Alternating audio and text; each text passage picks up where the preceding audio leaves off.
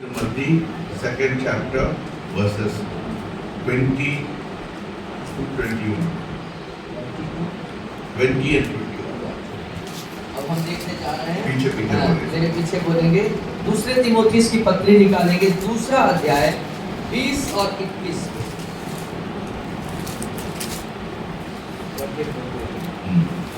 मेरे पीछे बोलेंगे सबको। बड़े घर में न केवल सोने चांदी के पर काठ और मिट्टी के भी बर्तन होते हैं। कोई आदर और कोई अनादर के लिए। यदि कोई अपने आप को इनसे शुद्ध करेगा तो वह आदर का बर्तन और पवित्र ठहरेगा और स्वामी के काम आएगा और हर भले काम के लिए तैयार होगा। ऐसा बर्तन होना चाहिए। कैसा बर्तन होना चाहिए? ना? आदर का बर्तन होना चाहिए। Bible says, if anyone cleanses himself, he will be a vessel of honor. 21वें पद में देखिए लिखता है, यदि कोई अपने आप को इनसे शुद्ध करेगा। परमेश्वर गंदी बर्तन को परमेश्वर आशीष नहीं करेगा। हमारे पीछे बोले, परमेश्वर गंदे बर्तनों को आशीषित नहीं करेगा। ना भी बड़ा आदमी है, वो big it is. If the vessel in your life, in your kitchen, how do you use? Do you use a clean vessel or dirty vessel? कितना भी बड़ा व्यक्ति हो, आप अपने किचन में कैसे बर्तन को इस्तेमाल करते हैं? क्या गंदे बर्तन इस्तेमाल करते हैं कि साफ सुथरा शुद्ध बर्तन इस्तेमाल करते हैं? So when you know to use a clean vessel in your kitchen, then how will God use a dirty vessel? और जब इस बात को आप जानते हैं प्रियो कि किचन में आपको कैसे गंदे बर्तन को इस्तेमाल नहीं करना, शुद्ध बर्तन इस्तेमाल करना है, तो आप इस बात को भी जाने कि परमेश्वर कैसे अपने राज्य के लिए गंदे बर्तन को इस्तेमाल कर सकता है। So the first step for you is to clean yourself. और पहला जो चरण है, पहली जो सीढ़ी है आपके जीवन के लिए आशीष पाने के लिए, अपने आप को शुद्ध कर। Say behind us, my first step is to cleanse my vessel, my body. बोलिए, मेरे जीवन का पहला सीढ़ी है कि मैं अपने आप को शुद्ध करूं। ठीक है ना? So only when you are clean, you will be fit for the master's use. तो जब इसका मतलब क्या है? जब आप शुद्ध होंगे तभी स्वामी के उपयोग के लायक होंगे। So whenever you pray, whenever you start to pray in your house or wherever you walk, the first thing, the issue of cleansing should be settled in your life. तो जब कभी भी आप प्रार्थना करें, चाहे व्यक्तिगत चाहे कहीं भी आप प्रार्थना करें, तो अपने जीवन की उस मसले को, उस बात को आप सही करें, जो शुद्धिकरण का जो मसला है आपकी जिंदगी का, उसको सही करें।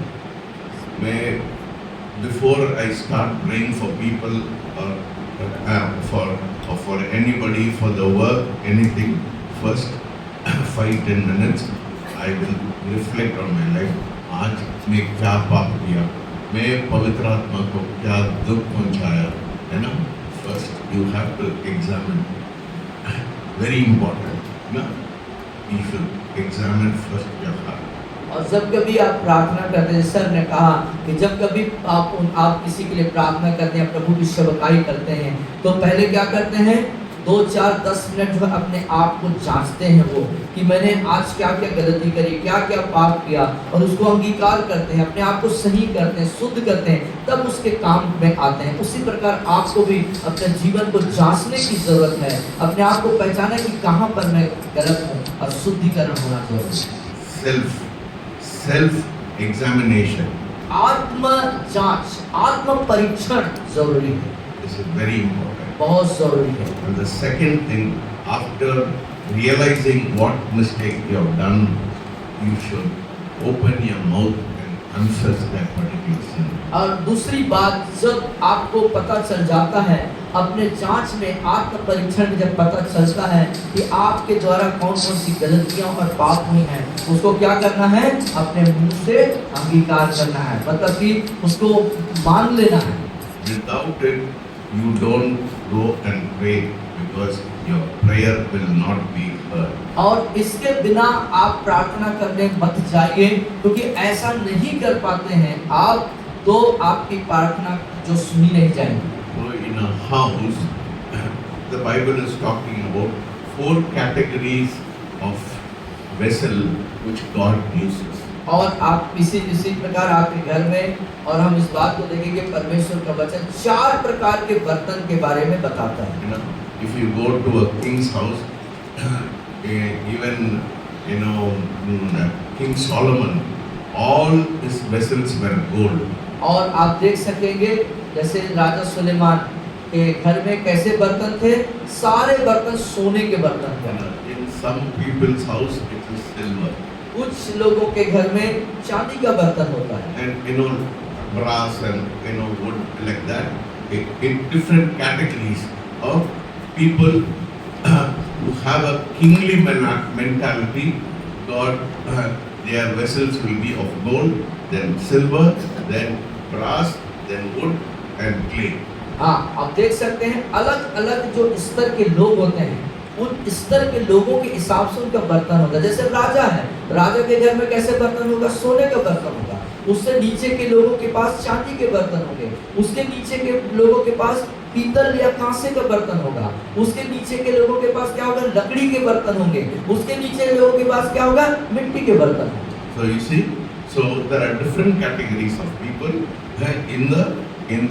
in the natural physical world, in the world. और इस संसार में, स्वाभाविक दुनिया में जब हम देखते हैं तो अलग अलग प्रकार के लोग हैं, और उनके पास उनके अनुसार, स्तर के अनुसार बर्तन होते हैं। In the same way, उसी प्रकार से in the kingdom of God, परमेश्वर के राज्य में there are some vessels which is made of gold, कुछ बर्तन जो है सोने के बनाए गए हैं, some silver, कुछ चांदी के बने हुए हैं, some of wood, कुछ जो है लकड़ियों के बने हैं, some of clay. और कुछ जो है मिट्टी के बने हुए हैं। Some vessels are vessels of honor, some vessels are vessels of dishonor. और कुछ बर्तन आदर के लिए हैं, कुछ अनादर के लिए हैं। So it is for you to determine what kind of vessel you want to be. अब बात आपके ऊपर निर्भर करता है, आप संकल्प लेंगे, आप उस चीज को सोचेंगे कि आपको किस तरीके का बर्तन होना। You know, first you should be a clean, whatever vessel you are, should be a clean vessel. Then second, you should tell God, Lord, I want me to be like this. और पहले जो बात है वो ये, आप कोई भी बर्तन, कैसा भी बर्तन क्यों ना हो, आपको क्या होना है? पहले शुद्ध होना। क्या होना है? शुद्ध होना है। उसके बाद परमेश्वर से कहना, प्रभु ये जो मैं बर्तन हूँ, आप मुझे अपने राज्य के लिए इस्तेमाल। Whatever, जैसे भी बर्तन आप you have to choose. Right? आपको चुनाव करना है। Right? God will choose what you desire. आपकी क्या अभिलाषा है, उसके मुताबिक परमेश्वर चुनाव करेंगे। You know, you have to determine whether you want to be a vessel of gold or vessel of silver or vessel of wood or vessel of clay. और ये बात आपके ऊपर निर्भर होता है, आपको सोने का बर्तन बनना है, चांदी का बर्तन बनना है, लकड़ी का बनना है, मिट्टी का कौन सा बर्तन बनना है, ये आपको ऊपर है। That depends on your level of spirituality. और ये बातें निर्भर करता है आत्मिक जीवन का स्तर, You know, स्तर पे। yeah. Suppose you want God to use you as a vessel of gold.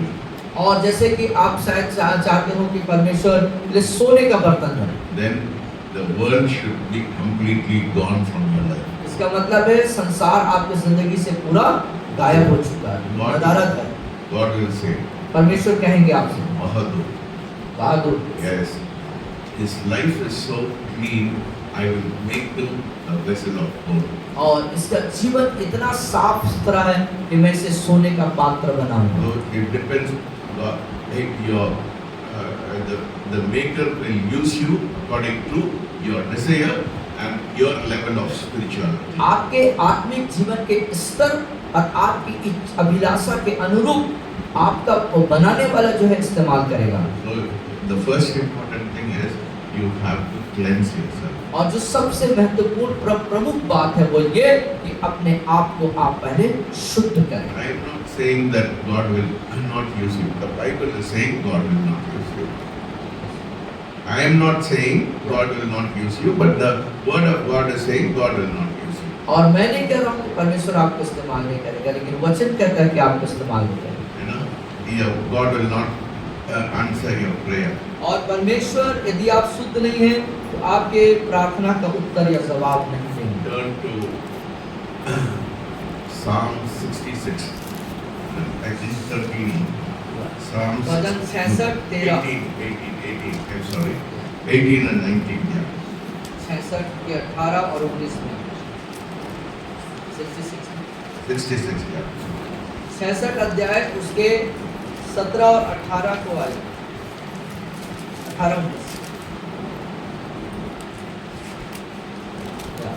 18-19 पर 66 अध्याय 66 मैं पढ़ रहा हूँ आपके लिए। सब लोग पीछे। मेरे पीछे बोलना, यदि यदि मैं मन में अनर्थ की बात सोचता अनर्थ की बात सोचता तो प्रभु मेरी न सुनता, तो प्रभु मेरी ना सुनता, परंतु परमेश्वर ने तो सुना है, परमेश्वर ने सुना, उसने मेरी प्रार्थना को उसने मेरी प्रार्थना उसने मेरी प्रार्थना की ओर उसने मेरी प्रार्थना की ध्यान दिया है। So you see, sin affects prayer. तो आप देख सकते हैं बोलिए। पाप प्रार्थना को प्रभावित करता है। बोलिए, पाप मेरे प्रार्थना को प्रभावित करता है So, या अनसुना करता है। समझ रहे हैं?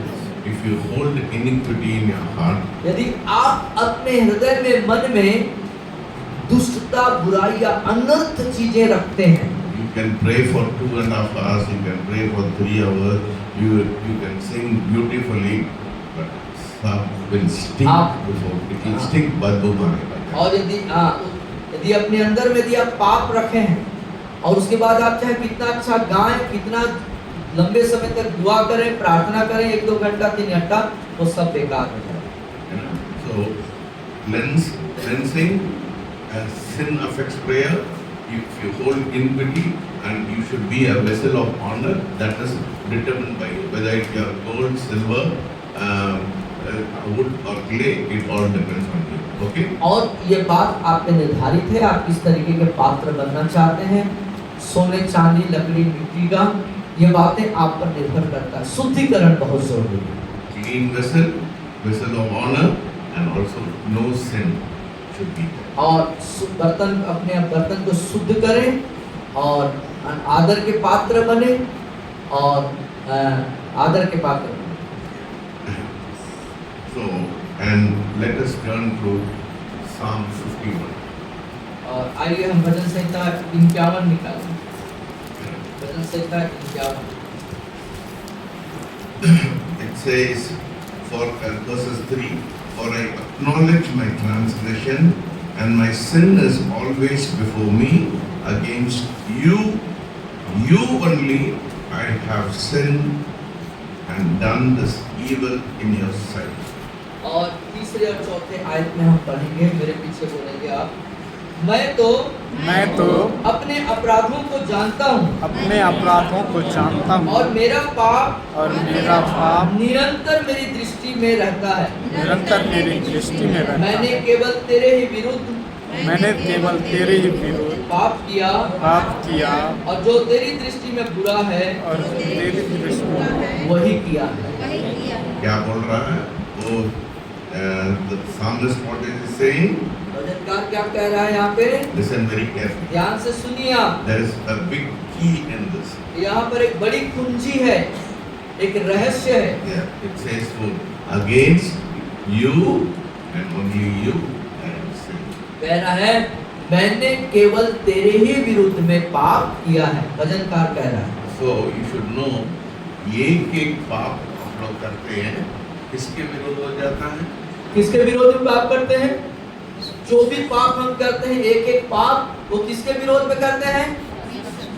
हैं? परमेश्वर की परमेश्वर के विरोध। Ah, okay.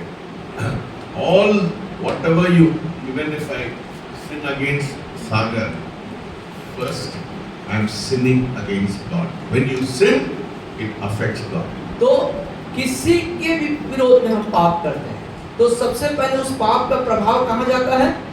परमेश्वर को प्रभावित करता है। That should be your realization.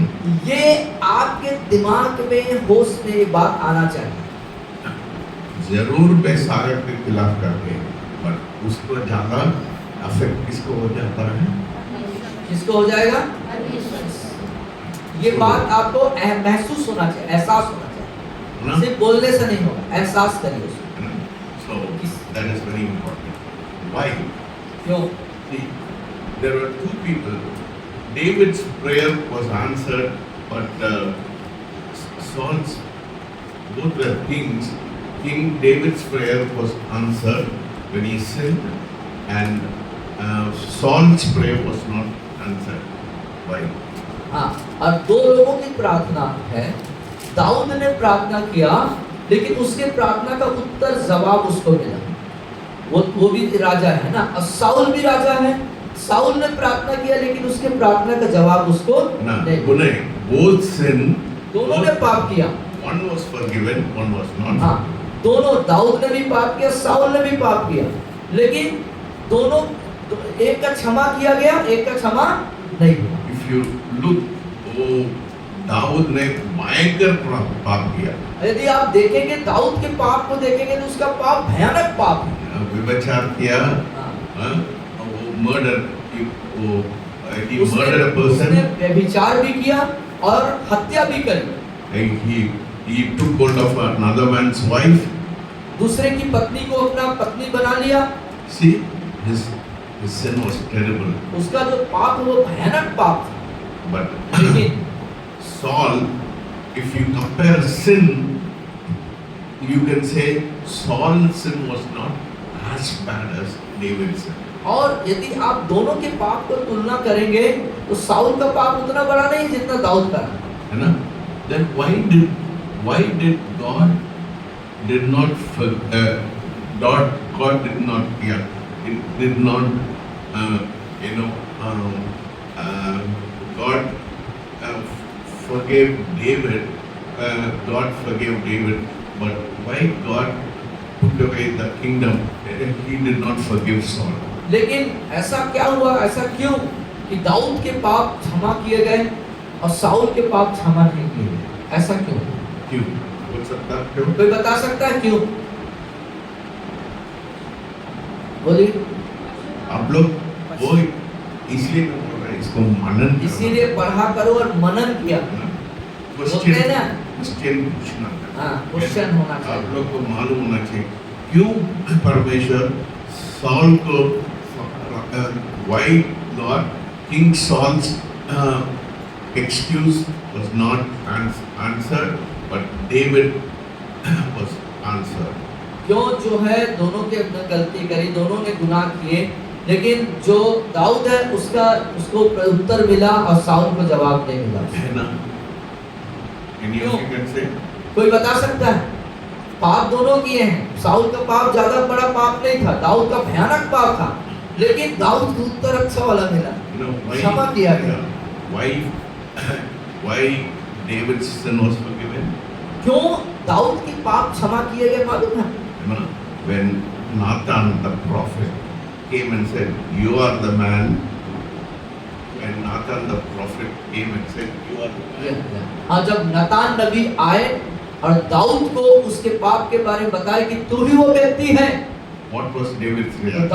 Dawood क्या जवाब दिया? दाऊद का क्या उत्तर था? He said, "I have sinned against God." और वो इसीलिए बोलता है, हाँ मैंने परमेश्वर के खिलाफ विरोध में पाप किया। That is what it says in Psalm 51 against यही- you. यही- जैसे बोलिए सब लोग का यही बात को देखो यहाँ पर भजन 51 में लिखा गया है। मेरे पीछे बोलिए, आप पढ़ा करो, जाकर के नोट डाउन नोट कर लीजिए, यहाँ पे लिख लीजिए। लिखना, मैंने केवल तेरे ही विरोध, बोलिए, मैंने केवल तेरे पाप किया है पाप किया है और जो तेरी दृष्टि में बुरा है जो तेरी दृष्टि में बुरा है, वही किया है। So it's very clear. So David said, soon as Nathan came and said, "You are the man," he said, "I have sinned against God." और जैसे देखिए दाऊद क्या किया, तुरंत अंगीकार किया। जैसे नतान नबी ने उसको बताया कि तू यह व्यक्ति है, उसने क्या किया, तुरंत अंगीकार किया कि हाँ मैंने परमेश्वर के विरोध में पाप किया है। That is the difference. यही But फर्क। what did King Saul do? लेकिन राजा साउल क्या किया? King Saul should not have made the sacrifice. Only the priests were allowed to make the sacrifice. और वहां पर उसकी गलती थी, जो बलिदान चढ़ाना था वो याजकों को चढ़ाना था, साउल को अनुमति नहीं थी। He was only the king. वो सिर्फ राजा था, राजा ही का काम करना था उसको, He was not a priest. वो याजक नहीं था। When Samuel confronted him, और जब सामुएल ने उसको उसके गुनाह के बारे में बताया, you know, गलती उसको बताई, he gave an excuse. उसने बहाना बनाया। मैं वो लोग के लिए मैं डर गया, इसलिए मैं किया. वो लोगों से मैं डर गया इसलिए मैंने ऐसा किया। एक बहाना उस सामने रखता है, He gave an excuse. वो बहाना बताने लगा। David accepted his excuse. और दाऊद का क्या था, उसने अपनी गलती स्वीकार की, मान लिया उसने। Don't give excuse. इसीलिए अपने जिंदगी में कभी भी गुनाह के पाप के बारे में बहाना मत बनाए। समझ रहे ना? समझ रहे हैं? You know, you have to understand this. आपको इस सत्य को समझना है मेरे प्रिय। Don't give excuse. किसी प्रकार के अपने गलती और पापों के प्रति कोई बहानेबाजी न करें। ना आदम का नेचर है. आदम का स्वभाव है हमारे में।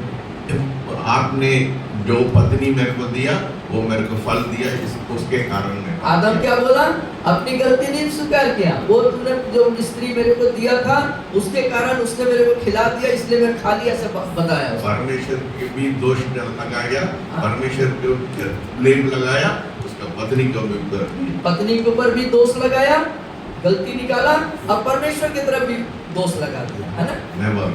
ऐसा कभी नहीं होना चाहिए। And the Holy Spirit convicts me. जब पवित्र आत्मा आपको अंदर से कायल करता है प्रियो, Repent and say, Lord, I sinned against you. चाहिए कि आप पश्चाताप करें और कहें, प्रभु मैंने तेरे विरोध में पाप किया है। समझ रहे हैं? समझ रहे हैं? कितना लोग समझ रहे कितने लोग समझ रहे हैं? हैं? It's very important.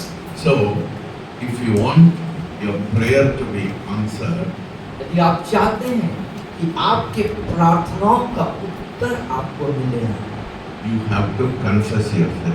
तो क्या है, अपने पापों को हमको अंगीकार करना है, मान लेना है। कैसा अंगीकार करना है? कैसे अंगीकार करना है? परमेश्वर के पापी हूँ, मेरे को माफ कर ना. ऐसे वाला नहीं, ये काम चलाऊ वाला बातचीत नहीं ऐसा कि बोल- परमेश्वर मैं पापी हूँ मुझको माफ कर दो। नो, वो ऐसा बोलने समय, if you are confessing like that, Satan will be very happy. He said, oh, they have confessed. हाँ. ऐसे वाला अंगीकार करेंगे तो शैतान खुश हो जाएगा, बोलेगा बहुत बढ़िया ये गुरु। ना. How do you have to confess? कैसे अंगीकार, कैसे आप You should not confess your sin in a general way. साधारण तरीके से अपने पापों को आपको अंगीकार नहीं करना, परमेश्वर ने व्यभिचार किया, मेरे को बोलना है प्रभु के सामने कि प्रभु मैंने व्यभिचार किया है, I was an adulterous person. मैं एक व्यभिचार व्यक्ति के साथ फंस I गया, was a drunkard person. मैं एक शराबी व्यक्ति हूँ, शराब पीता हूँ, I was a person who told lies. मैं झूठ बोला. हाँ मैंने यहाँ पर हर बात को अंगीकार करना है, मैंने इस व्यक्ति के साथ यहाँ पर ऐसे झूठ बोला, मैं मेरे पत्नी को मैं शक किया, मेरे पत्नी के ऊपर मैंने शक किया, मेरे पुरुष के ऊपर मैं शक किया. मैंने अपने पति के ऊपर शक किया, You know, XYZ, whatever और जो पाप wrong you have आप done. करते हैं, किए हैं, उसको उस बात को वैसा ही बोल के अंगीकार करके क्षमा मांगना। You know, why you have to be very specific. और क्यों आपको बिल्कुल विषय अंतर्गत होना है? When you confess generally, जब आप साधारण तरीके से अंगीकार करते हैं पाप किया हूँ, your sin will not go from your root. आपके अंदर से जड़ से वो पाप नहीं जाएगा। You know, you keep on committing the same sin over and over and over and again. और आप उस गलती को बार बार आप दोहराते रहेंगे। तो परमेश्वर मैंने माफ करो, एक औरत से व्यभिचार किया, दूसरा प्रभु जी औरत फिर ऐसे वाला हो जाए कि प्रभु ये वाला औरत से हो गया था तो इसके लिए माफ कर दो, अब दूसरे वाले से हो। ऐसा नहीं है ना। So you have to be very specific. और हर एक वो जो गुनाह आप करते हैं, गलती करते हैं, उसके प्रति आप इस विशिष्ट रहें। When only if you confess specifically, मेरे को गुस्सा का आत्मा है, परमेश्वर, Lord take it away, go and fast, go and fast. और यदि जैसे आप जैसे आपके अंदर क्रोध की आत्मा है, बहुत भयंकर भी, क्रोध आता है, कुछ या भी और X, कुछ Y, भी लालच की आत्मा है, कोई झूठ X, Y, बोलने की आत्मा ना। है, गाली देने की आत्मा है, या चिड़चिड़ाने की आत्मा है, उसके लिए क्या करना पड़ेगा? उपवास प्रार्थना करना है ना। पड़ेगा। You have to deal with your sin. अपने पाप जो आप करते हैं उस पाप से मसला को निपटाना आपका काम है। वो Specific sin. एकदम उस विषय अंतर्गत वो पाप, You have to treat your sin very seriously. अपने जो गुनाह जो गलती आपके अंदर जड़ पकड़ा हुआ जिसको आप कर रहे हैं रोज, उसके प्रति आपको कार्य करना होगा, Yeah. उस मसले को निपटाना होगा। No, in Psalm 51:3 it says, तीसरे आयत में लिखता है यहाँ पर, For I acknowledge my transgression, my sins are always before me. और यहाँ देखिए कितना स्पष्ट राजा दाऊद लिखता है, मैं तो अपने पापों को जानता हूँ और मेरा पाप निरंतर मेरे दृष्टि में, मेरे नजर के सामने, आंखों के सामने बना रहता है। दाऊद ने नहीं बोला मैं पाप किया, परमेश्वर मैं बहुत पाप किया, मेरे को माफ नहीं। दाऊद भी ऐसा नहीं बोला कि प्रभु मैंने बहुत सारा पाप कर दिया, मेरे को क्षमा कर दे, इतना बोल के नहीं चुप रहा है। मेरा सामने मेरा तो क्या बोल रहा है? जो पाप मैंने किया, जो गलती मैंने किया, वो मेरे सामने दिख रहा है मेरे को। So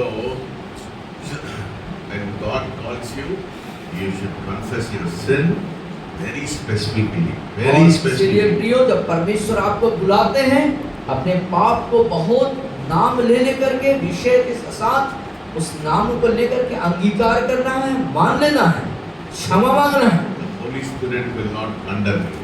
और पवित्र आत्मा आपको दोष नहीं लगाएगा, He will only convict you. वो बल्कि आपको अंदर से कायल करेगा।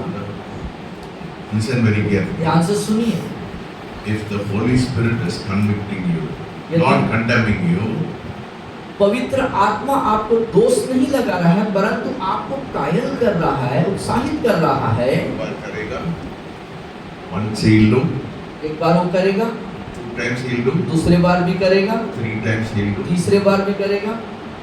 If you do not confess, यदि आप अंगीकार नहीं करेंगे तो Holy Spirit will withdraw.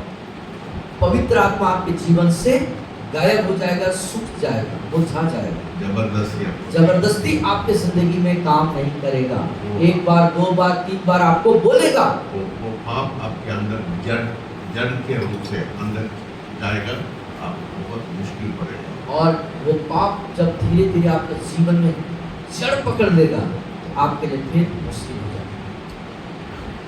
ये आदत को छोड़ना, if you want to break the power of sin, पाप के सामर्थ को, पाप की शक्ति को तोड़ना है। you have to have that realization.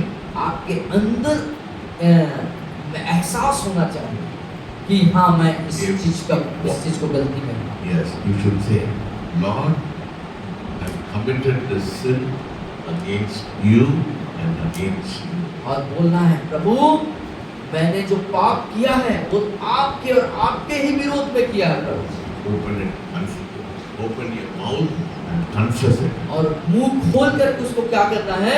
अंगीकार करना है। That is how you break the power of sin और यही वो of your जरिया, bondage. Yeah. यही वो जरिया है जब उस पाप के बंधन को, पाप की शक्ति को आप क्या करेंगे? तोड़ेंगे। ऐसा नहीं करेंगे, ऐसा नहीं करेंगे तो शैतान आपके ऊपर हमला। शैतान आपके ऊपर हमला करता है। कितना लोग चाहते हैं शैतान आपके ऊपर हमला करे? कितने लोग चाहते हैं कि शैतान आपके ऊपर हमला करे?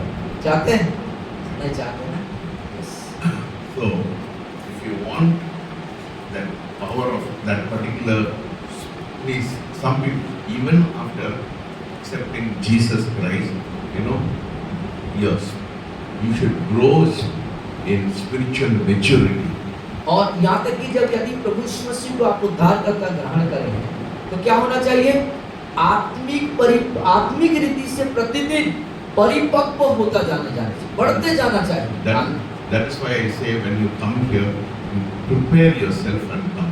और इसीलिए मैं आपसे कहता हूँ कि प्रियो, जब आप यहाँ पर आते हैं भवन में, यहाँ पे मीटिंग में, तो एक तैयारी के साथ आए। Don't come here dried up. और एकदम सूखे मन से ऐसे ही चल झूलते झालते घूमते नहीं चले आना। लापरवाही से नहीं आना है। Your attitude is very important. आपका जो स्वभाव है, आपका आचरण है यहाँ आने का, वो बहुत जरूरी है। Otherwise, your praise will stink, your worship will stink, your prayer will stink. अन्यथा क्या होगा? आपकी आराधना, आपकी स्तुति, आपकी प्रार्थना से क्या हो जाएगा? बदबू आने लगेगा, कोई मतलब का नहीं होगा। That is the problem with the body in all the churches. और यही समस्या है सभी कलीसिया, मसीह की जो देह कलीसियाएं हैं, उनके साथ यही समस्या है। एक बुक में वो कुछ ट्रेडिशनल चर्चेस में लिखा है, वो एक प्रार्थना करो, क्या परिशुद्ध आत्मा प्रार्थना करो, ये करो, वो करो, है ना, जो कुछ लिखता है, but they talk about sin generally or specifically. That is why people are involved. और लोग जो रीति रिवाज वाले जो कलीसिया हैं, वो ऐसे ही अधिकांश जो पुराने कलीसिया हैं, रूढ़िवादी कलीसिया हैं, वो लिखित किताबों को पढ़ते हैं, लेकिन पाप के ऊपर कि पाप कैसे उनके जीवन को प्रभावित करता है, उस पर चर्चा खुल के नहीं करते। ऐसा करेंगे मालन में को छोड़ के चले जाए ना, मैं ऐसा बोलेंगे तुम लोग पाप को ऐसा करना नहीं, ये चर्च में नहीं चाहिए, मेरा ऐसा चर्च है, आशीष बकवास है, आशीष नहीं आएगा। 200 साल भी आप 200 साल यदि आप समझौतावादी होकर के हैं, तो उस कलीसिया में आप चाहे 200 साल तक रहे, आपको कोई आशीष नहीं आएगा, आपका पाप भी माफ नहीं होगा। You understand? आप समझ रहे हैं है ना? So that is why I am very careful about this church. As long as I am the leader of this church, I will not tolerate sin. मैं बर्दाश्त नहीं करती। इसलिए जब तक मैं इस कलीसिया का अगुवा बना रहूंगा, मैं कदापि इस बात को बर्दाश्त नहीं करूंगा कि गुनाह और पाप से समझौतावादी कार्य यहाँ पर हो। Should not tolerate sin. हम उस चीजों को बर्दाश्त नहीं करेंगे। I am very scared. That's why I confess every day morning. I confess, Lord, did I grieve your spirit? कुछ भी मैं गलती किया क्या? और इसीलिए मैं बहुत डरते और कांपते हुए खुदा के सामने जाके कहता हूँ, प्रभु क्या मैंने आपके आत्मा को शोकित या दुखित तो नहीं किया है? कोई गलती मुझसे तो नहीं हुई है? यदि हुई है बता प्रभु, और क्षमा मांगते हैं। Self examination is very important. अपने स्वयं का स्वयं को जांचना, आत्म परीक्षण बहुत जरूरी है। Do you understand? आप समझ रहे बात को? It's very important. बहुत जरूरी है। Because if you do not do the self examination and if you are not taking it serious, the Spirit of God will be grieved. यदि आप आत्म परीक्षण, आप आत्म जांच नहीं कर रहे अपने आप और गंभीरता से बातों को नहीं ले रहे हैं, तो क्या हो जाएगा? पवित्र आत्मा आप शोकित हो जाएगा, दुखित हो जाएगा। He will not leave you, he will withdraw. He will receive. आपको छोड़ेगा नहीं, परंतु एक मुरझाई हुई स्थिति में रहेगा। You understand? आप समझ रहे हैं? Don't take sin lightly. इसीलिए गुनाह या पाप को हल्के में मत लीजिए। If the Holy Spirit deals with you, He'll convict. Not always He convicts. If you don't listen to Him, He'll withdraw and He will not touch you again. पवित्र आत्मा हर समय हम गलती करते हैं तो हमें कायल करता है, और यदि हम कायल होने के बाद अंगीकार नहीं कर रहे हैं, सुधार नहीं ला रहे हैं, उस कायल पवित्र आत्मा की बातों को नहीं ले रहे हैं गंभीरता से, तो पवित्र आत्मा क्या हो जाएगा हमारे जीवन में? Let us turn to Psalm 139.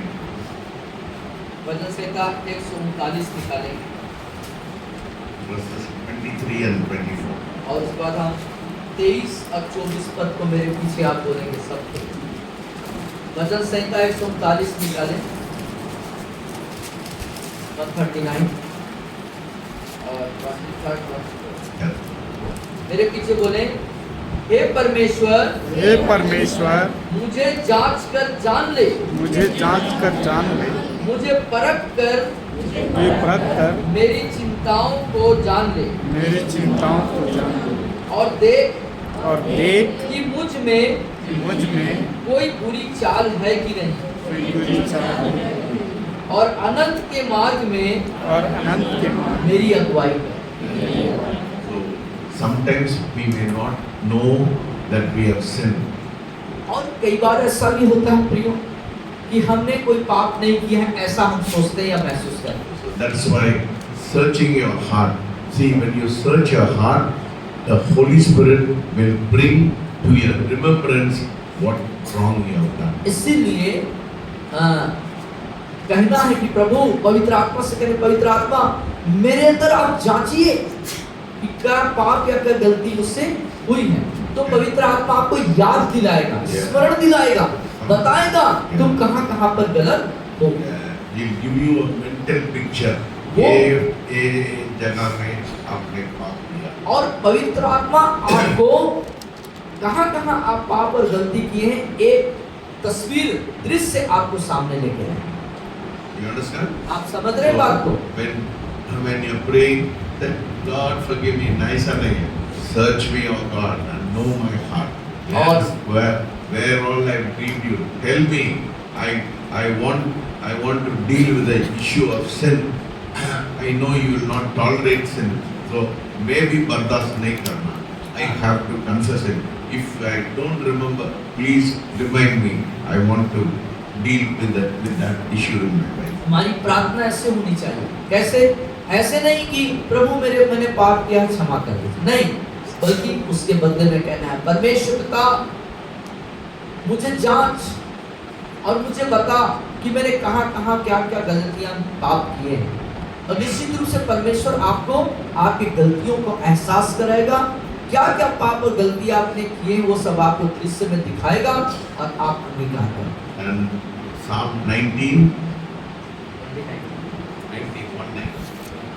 19. भजन 19 निकालिए, 12 और 13. 12 और 13 को देखेंगे 19 अध्याय को। देखिए यहाँ क्या लिखा है, मेरे पीछे बोले, अपनी जोर से बोलिए, अपनी भूल चूक को कौन समझ सकता है, मेरे गुप्त पापों से तू मुझे पवित्र कर, तू अपने दास की ढिठाई के पापों से भी बचाए रख, वे मुझ पर प्रभुता करने न पाए, तब मैं सिद्ध हो जाऊंगा और बड़े अपराधों से बचा रहूंगा। तो आप लोग ये 3 चीज को नोट करिए, भजन संहिता 19, भजन संहिता 139 और भजन संहिता 51।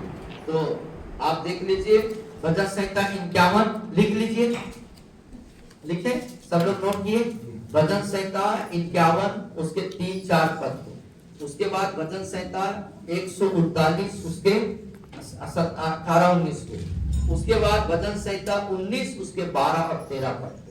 इसको जा करके और बार पढ़े और मना करें, है ना? So you see, only then blessing will flow into your life, into your family, in everything, you know. और तब ही आपके व्यक्तिगत जीवन में, परिवार में आशीष जो बहने लगी। Do you understand? आप समझ रहे बात को? कितना लोग समझ? कितने लोग समझे? So this church will always confront sin. और ये कलीसिया है, ऐसी कलीसिया है जो हर समय अपने पाप को पहचानता है। हम शुद्ध, we have to be a pure vessel of honor like gold, and also we should know that we are sinning against God. और ये हमें इस बात को जानना है, हमें शुद्ध होना है और आदर के सोने के पात्र बनना है। और तीसरी बात, अपने पापों को जानते हुए मानते हुए अंगीकार करना। Because I'm telling you, I know there are many people who pray, they read the Bible, but they don't have the realization of their sin in their life. क्योंकि मैं बहुतों को जानता हूँ जो प्रार्थना करते हैं, वचन पढ़ते हैं, लेकिन अपने पापों के प्रति उनका एहसास नहीं है ना? उन लोग सेवा भी करते हैं, वो लोग सेवा भी करते हैं, but they don't come to a realization. लेकिन पाप को मानते नहीं। So that's why I don't like to preach, I like to practice. और इसलिए मैं प्रचार नहीं, उसको अभ्यास अभ्यास नहीं करना चाहते हैं। प्रचार नहीं करना चाहते हैं, अभ्यास करना चाहते हैं। Yeah, that is very important. वो बहुत जरूरी है। And one more verse, and after that we'll worship. We turn to Amos 5:23, 21, 23, पढ़िए। Amos 5.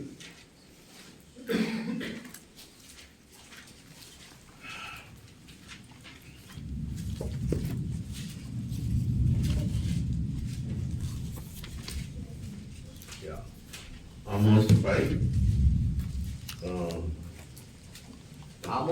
आमोस का पुस्तक निकालिए, 1069 पेज में आएगा।